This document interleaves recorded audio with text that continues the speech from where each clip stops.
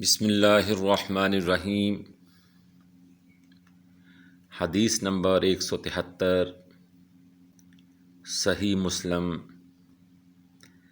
حدیث صحیح۔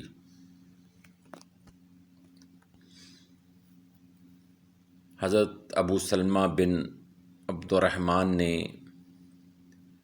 حضرت ابو ہریرہ رضی اللہ تعالی عنہ سے انہوں نے رسول اللہ صلی اللہ علیہ وآلہ وسلم سے حدیث روایت کی۔ آپ نے فرمایا، جو کوئی اللہ اور آخرت کے دن پر ایمان رکھتا ہے وہ خیر کی بات کہے یا خاموش رہے، اور جو شخص اللہ اور آخرت کے دن پر ایمان رکھتا ہے وہ اپنے پڑوسی کا احترام کرے، اور جو آدمی اللہ اور آخرت کے دن پر ایمان رکھتا ہے وہ اپنے مہمان کی عزت کرے۔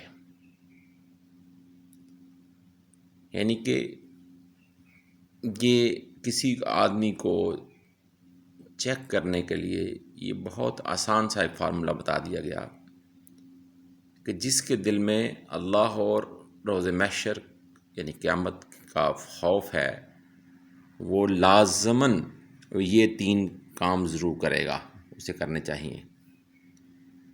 تو اب یہ اس فارمولے کے تحت ہم سب کو اپنا انالیسس کرنا ہے